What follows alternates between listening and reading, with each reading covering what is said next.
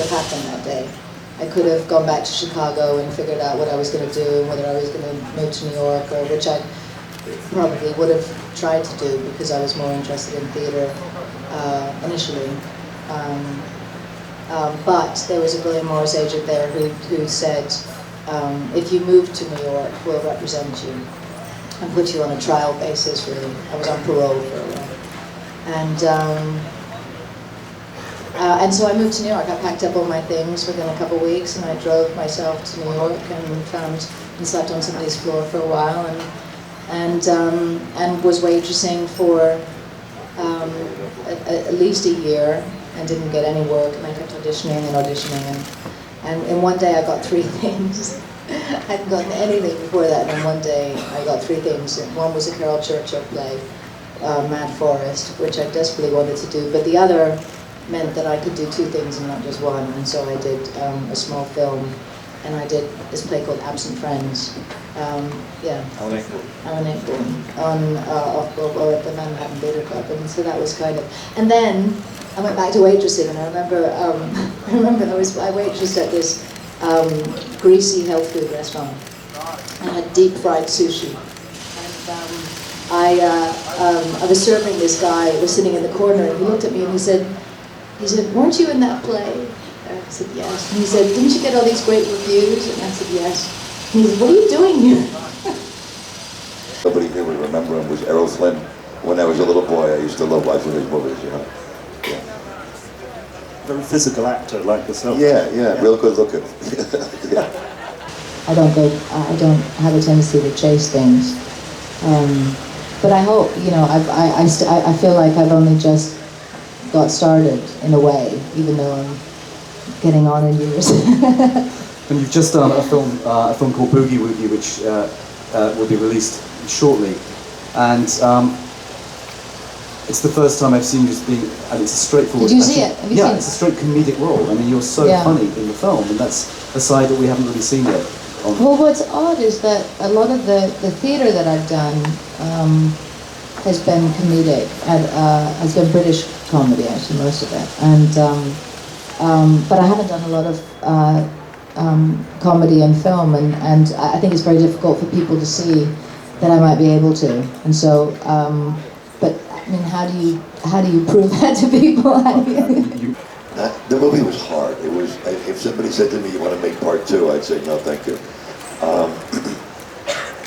But it was a pleasure working with somebody who is as gifted and talented as Darren. And Darren, this movie gave me a second chance, sort of, in a way that I didn't think I was going to get again.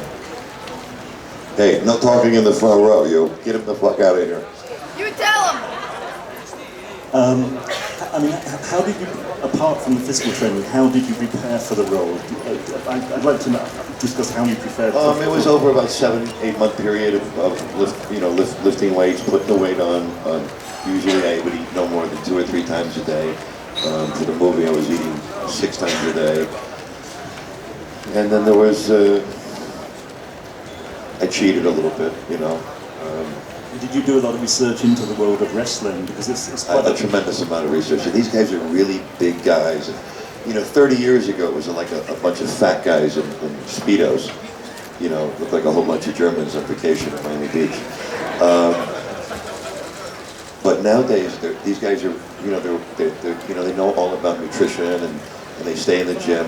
The hardest grind for the wrestlers is the fact that they're on the road so much, and they've got to be in 4 different cities in 1 week, so they've got to perform, hurt a lot.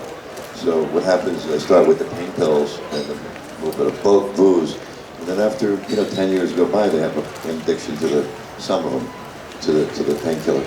I was out of work for about 13 or 14 years, and it was my fault because I didn't behave properly or like a professional. I wasn't responsible, and so.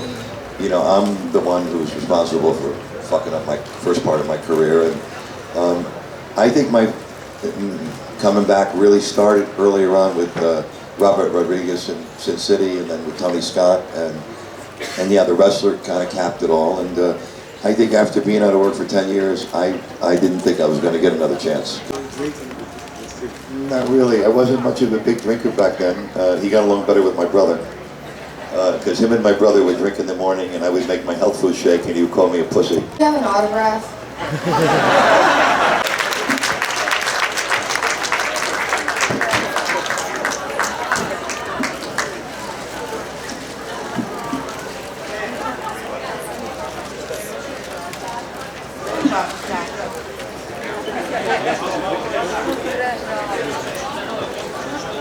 No idea.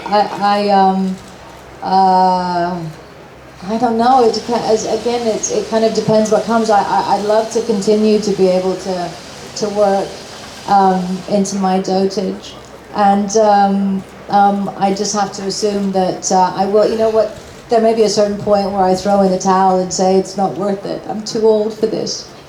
But I'm not there yet. I don't know. I hope that things continue in the way that they've been so far, and that even though I'm old, I can continue to work.